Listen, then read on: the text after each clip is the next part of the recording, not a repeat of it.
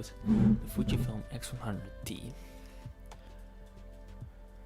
So today I will be talking about this camera, the X100T, for a few reasons. Because I got this camera like 2 weeks ago or so, 3 weeks ago, but I'm just so blown away with the image quality of this camera that I wanted to make a video about it.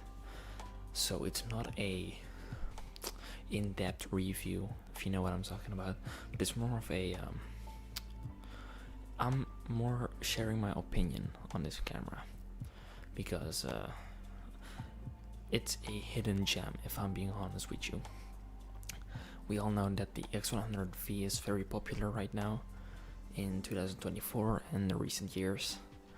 So everyone is going for the X100VI, the latest version, and there's a new version coming out this month actually. But yeah, I wanted to share my opinion on the 2-generation older version, the X100T. So I wanted to start off with the build quality of this camera, which is like a huge upside because it's made out of metal and there's no plastics in this in the build.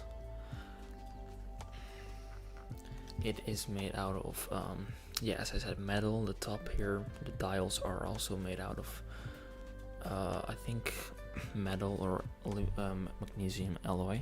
The body itself is made out of this rubber slash plastic, but it's not that cheap plastic like the XE series or the XM series or the XA even, I don't know. So it has great build quality. The buttons are great to press. It has a good feel to it, and that's the same with the shutter button. It reacts well to whenever you press it, so I think that's really important for a camera.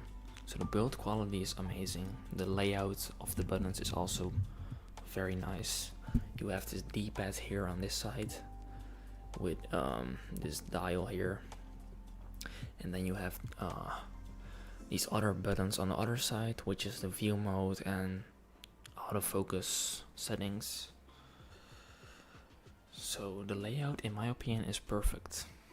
One thing that I dislike about the button layout is that it doesn't have a joystick, because I'm used to using a joystick on my XT3, but you know, the XT3 is way newer than the X100T, so what can you do about it? So I also wanted to talk about the image quality of this camera, because I think that's the most important thing to look for whenever you want to buy a camera. So the image quality is astounding. It's absolutely amazing. I'm gonna show you some examples now. And people say that the X100 series, especially the ones before the X100V, are very soft at f2 when you're close up to something, but I don't think that's the case. If you know what you're doing, like when it's a bright day outside, okay, I get it, it's soft because it's wide open. But if you know your composition and just know what you're focusing on, I think you can get great results.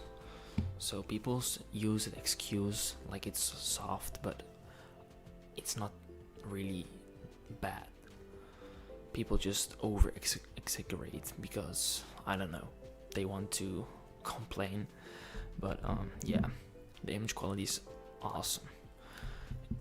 It has the best film simulation that Fujifilm ever made in my opinion, and that's classic chrome. I'm a big fan of classic chrome, but I also like Velvia a lot on this camera, or on this sensor, because it has the X-Trans 2 sensor in it, which is one of the most talked about sensors of Fujifilm. I think it's the X-Trans 2 and the 1 sensor that are the most spoken of. So yeah, the sensor produces amazing colors, especially with Velvia.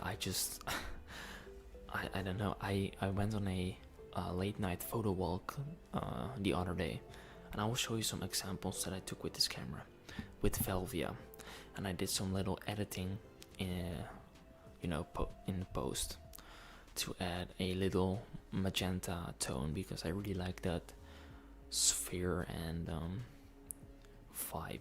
I don't know how you call it, but yeah, it has great low light performance with the f2, and the ISO performance is also great, up to 3200. I don't really recommend going higher than that, but if you have to, it's not a deal breaker. It's not gonna make your image really grainy or whatever, and you can just remove that grain in Lightroom. So for me, it's not a problem to go over 3200 ISO, but it has great high ISO performance in my opinion. As I said, I went on a late night photo walk and it produced great images. So it has a leaf shutter, which means that you can sync your flash with any shutter speed, but I don't use the flash. I didn't use it anytime, I think, but it's a great, like, I don't know, whenever you're at a party or a festival, you can just flash a photo whenever you want to. It does not have an ISO dial here. It has this function button, and as you can see here, so I set my ISO to that function button and it works perfectly. I don't see any issues with that. The battery life is not the best, so if you buy an X100 series camera, I recommend you to buy multiple batteries.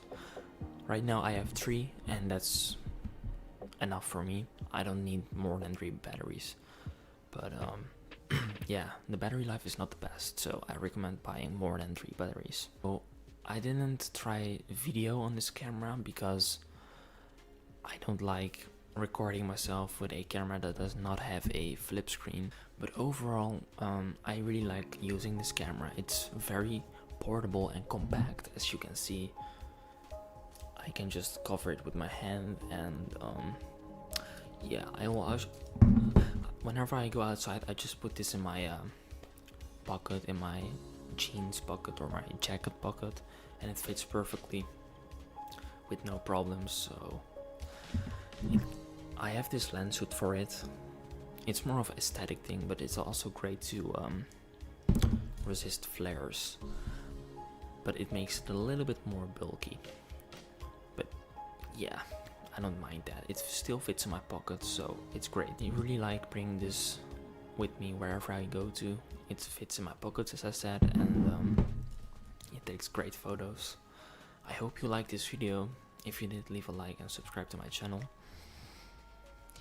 And yeah, I really recommend this camera for you, the X100T.